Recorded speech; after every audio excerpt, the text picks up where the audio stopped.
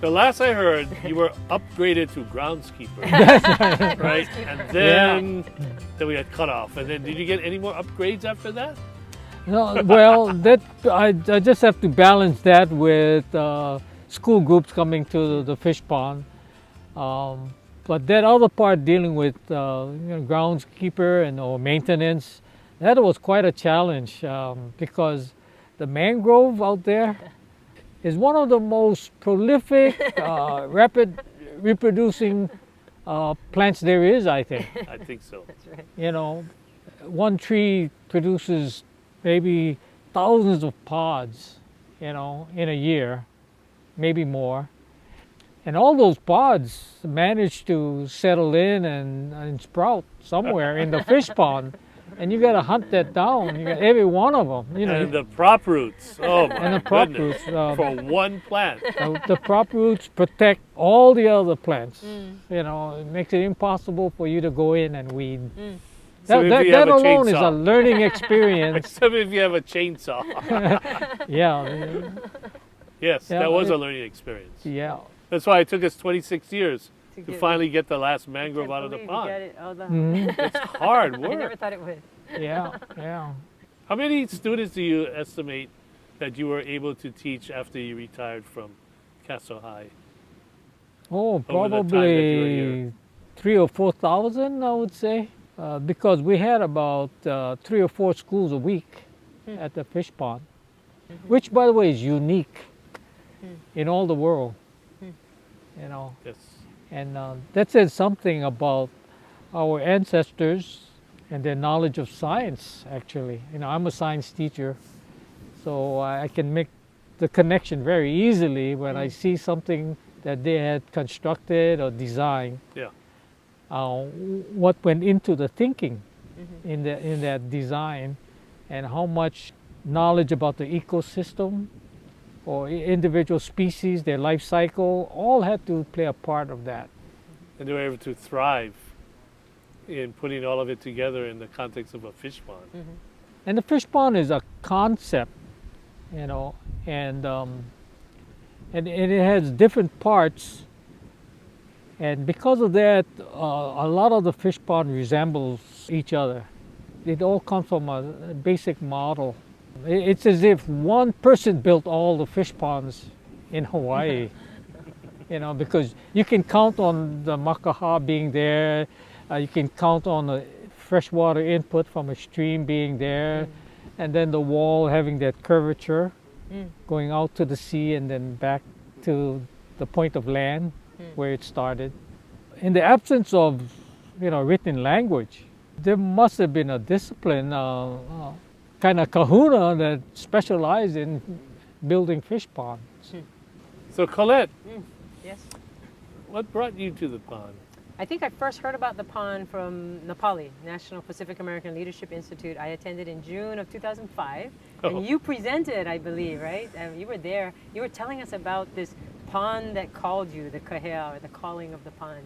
And I live Kaneohe here, right? So I live not too far away, only about not even 10 minutes away, and I had never been to this pond, but you had told us about it at that particular Leadership Institute.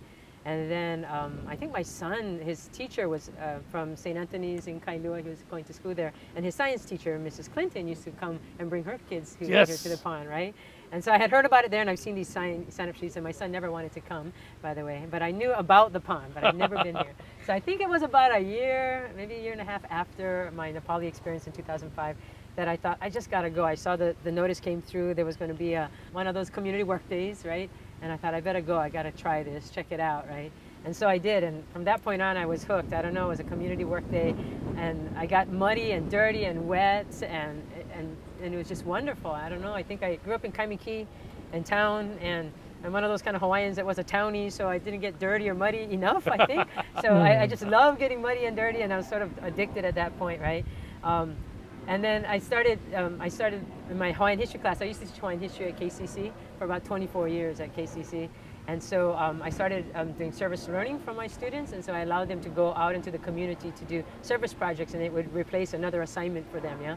And so I started encouraging them to come out to this fish pond. So all these students from town would start coming over here on Saturday, and I'd meet them here, bring them. And I loved working with my students in the pond, so I know they used to divide us up into work groups, and we do different things. So I think I've done every single job here, and I know I don't like doing the mangroves because that's stinky work, and I've got scars to prove it about how hard it is to move those mangroves, right? But the limu was calling Limu, you. I love the limu. I love the limu every time. So there's a certain point where I tried all the different jobs, and then at some point, I remember by the time I was on the board, starting in 2011, I know that every time we go around, who's going to do what? It would be like, oh yeah, yours is limu, right, Colette? You guys always assumed I do the limu because after all the different jobs, I realized that that was the most fun for me.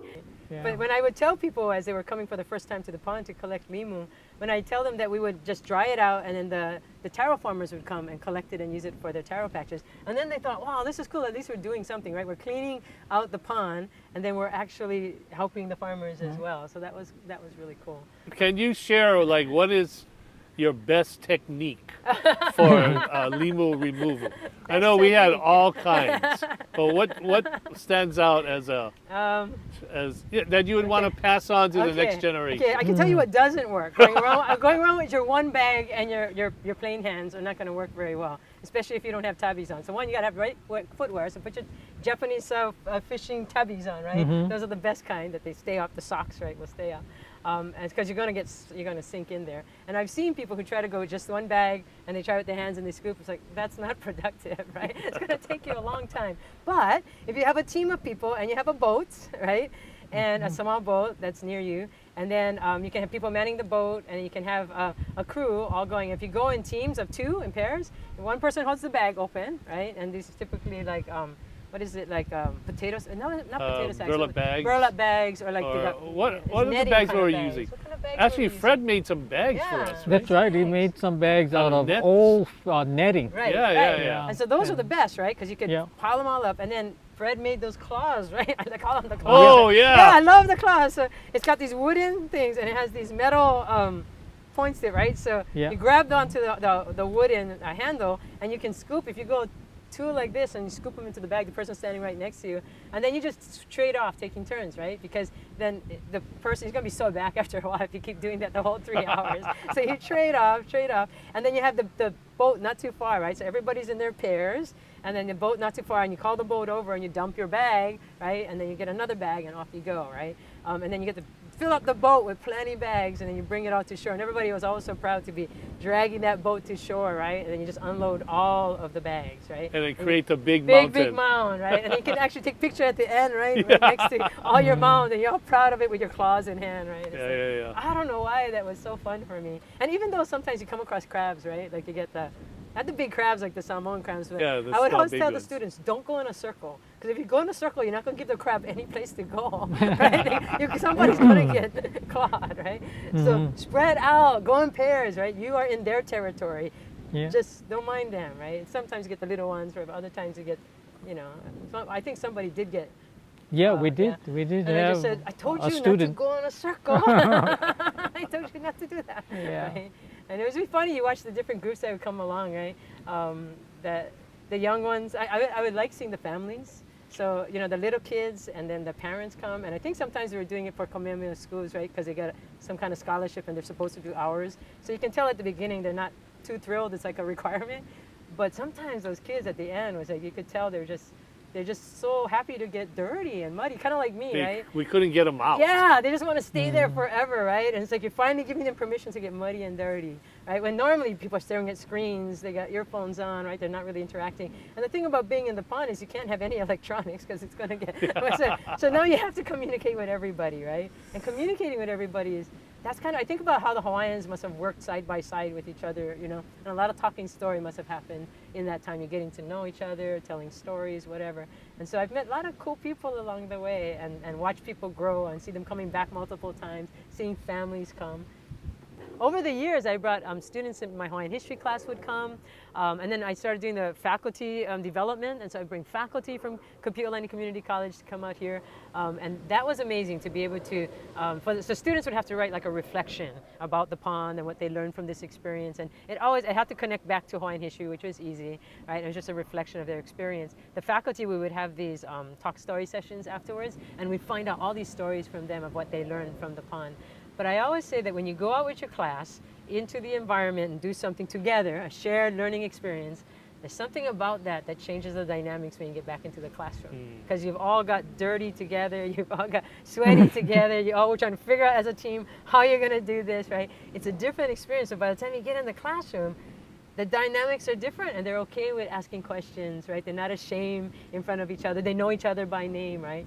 And I love all the different projects I've done on the pond over the years. I just would come every community work day and invite all my students, and sometimes faculty. I keep encouraging them to come out as well. I had interesting conversations with faculty that we'd never, I'd never have those kind of conversations outside.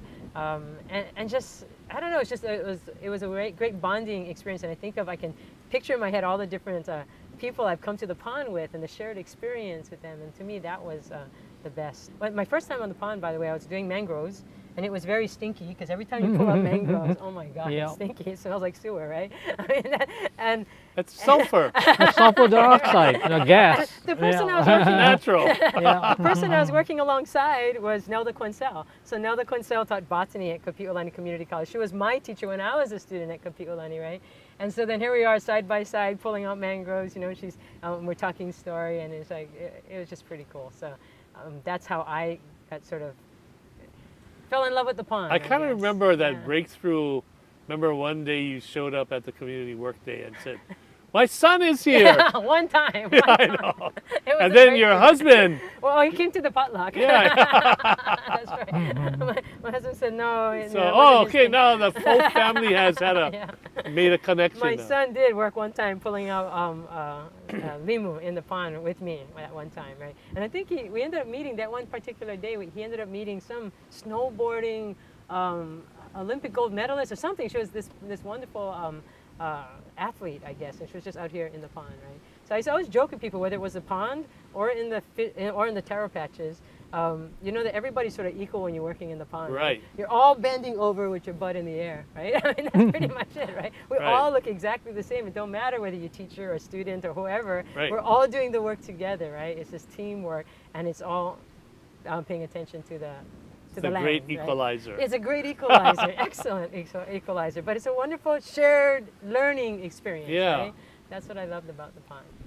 That's very important because, I mean, in Hawaii, we have probably the most invasives, but we also have some of the most remaining native species as well. So it's kind of like, it's a delicate balance even now. And I would think, as we project into the future, what is going to be the concept? Now, we definitely live in a global, awareness now, unlike any other time in human history, right, because of technology.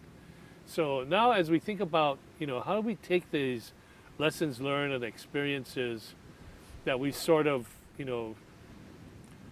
were able to recapture, from our ancestors that built these 400 years ago.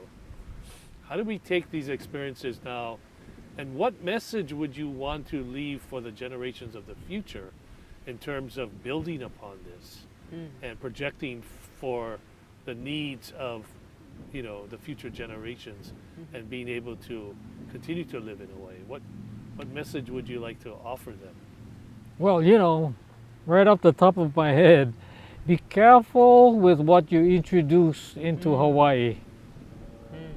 Because that plant or animal becomes a different kind of plant or animal when they come to Hawaii. Sometimes they can bring parasites with them, and those parasites can be deadly against our native species. Okay, that's one problem. Do you think that we can propagate fish as these ponds were originally intended again? I believe we have the technology, fish hatcheries, that can spawn mullets in captivity, the pua can be released into fish pond and also into the wild. So that gives you some buying time. That technology gives you buying time to address other concerns dealing with the mullet. Okay, great. So Colette, what message would you want to, based on your experience at the pond, and what message would you want to leave for the future generations? Yeah, so for me, I'm a historian, right? So what I wanted my students to experience was sort of like what our ancestors went through, right? So in the work that's involved in a fish pond, right, and maintaining a fish pond, and I think I wanted them to kind of understand that our ancestors, our Hawaiian ancestors, were intelligent, they were hardworking, right? And you get that when you start looking at these fish ponds. You go, they're intelligent, they're hardworking. It takes a lot to maintain a fish pond. Yeah. It's smart, it's intelligent, it's amazing, right? And so I think, and then what we're adding to history now, and I guess in the future, what I mean, besides the scientific sort of stuff, for me, I look at the history part of it, and I'm going, they need to sort of understand that this pond is it's a community classroom, right? It's what we've developed. It is more than just the fish that's in the pond. It's something else that we've kind of created in these last 20 some odd years, right? Where the whole community has had their hands in this pond, it seems like, right? Yeah. We brought so many, thousands of students have come here, right? And I would hope that going forward that they'll remember that we can bring back our ancient ways, right, in a modern sense, right? We can use both science, the modern science, and we can use the ancient ways, and we can make the best of both of them, right? And we can figure out how to do that. So this hopefully will be an inspiration for, it's not lost. One, you don't have to go back to the way it was in traditional ways. You don't have to. You can bring that forward, take what's best from that, add what we know from science and our modern knowledge, and make a go of it. So maybe if in the future this becomes a place where we are getting fish, and maybe that's a great thing if we can help, propagate fish again.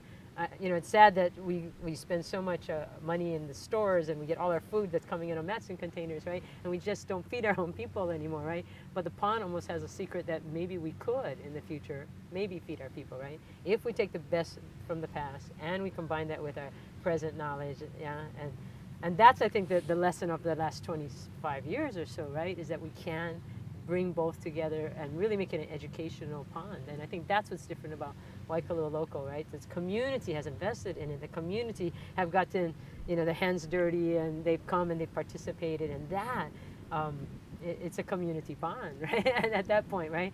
And that's amazing. Is it the only pond that's in, purchased in the nonprofit hands, or are there others? Well, there's not many ponds left. Right, and even in Kaneohe, right? Used to be plenty in Kaneohe Bay, right? Like there used to be plenty in Pearl Harbor too, right? Right. And Waikiki. Now, right, and we don't have them anymore. And they're pretty much. How many do we have left on this island, right? Yeah. So this is a great showpiece of what could happen, right? Because it's almost lost, and we brought it back from almost extinction, kind of. Right. Many of them have been filled in all across Kaneohe Bay, right? We'll never see those again. But this one we're able to bring back to life, right? You were able to do that, and many hands have gone into bringing it back to life, and that's the amazing part. So I'm thinking that in the future, when some kids or grandkids or whatever are coming, and maybe when they're referencing this pond, it'll be like, oh yeah, that's where my grandpa used to go work, or that's where we went when we were kids, right? And these community connections, multiple generations, you would hope that it would perpetuate itself, right?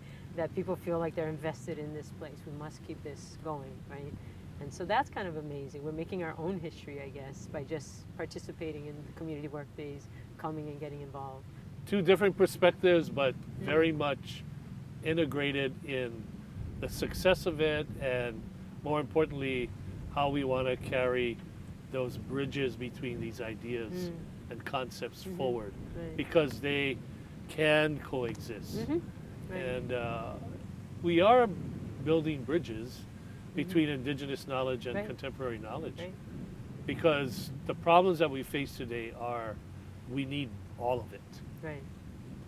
Any other last thoughts that you want to share that come to mind that you haven't been able to share? Right over there on the north side of the bay is a fish pond called the Nu'upia fish pond. And at one time, the fish pond divided Oahu from the peninsula until the road was built to connect the two. If in the future the public can get access to that fish pond, there's another learning experience over there. Yeah. And Kaneohe Bay is one of the few places in Hawaii, like Molokai and other places where there's still quite a number of ponds left. So the whatever is remaining, between Molokai and Kaneohe, I think we're it. There's sporadic others in different parts of the island, but in one central place, not as many right anymore.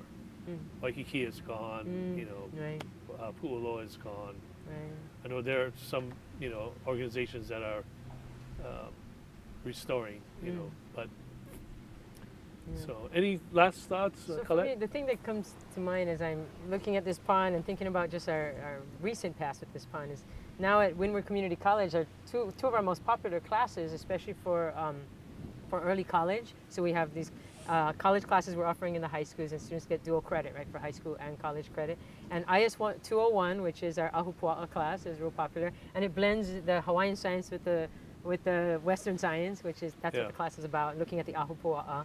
And then our Aqua 201 in the lab, which is the fish pond class, right? So like we're struggling now trying to figure out who's going to teach that class. We're looking for someone who meets the science minimum requirements, right? So we can hire somebody with a master's in science, but who can speak Hawaiian language, because the Hawaiian immersion schools need that class taught for them, right? So now we're at this interesting point where we need more scholars like that. So it would be great if we could raise up scholars who can teach those classes that are combining the Hawaiian science with the Western science, right? And teaching that in ʻŌlelo Hawaii, in Hawaiian language at our schools. So right now I'm in this sort of quandary, trying to find a teacher who can teach that. So now there's a need, and we have a science, there's a whole science class you can take on fish ponds, but just find the teacher for it. Right? That's the hard part right now, right? So if we can raise up some students who have come here, gone through, can go and get their science degrees, can learn to speak Hawaiian and can teach those classes, it's very popular at the moment, and we're kind of short on teachers. So are you challenging the next generation to kind of get their act together? Get their act together. Go get those master's degrees in whatever the field is, and get it in and learn your Hawaiian language, because if we can blend the two, man, there's no stopping us. Start training them here so we can get them to teach our classes. We want that. We want that. We want that.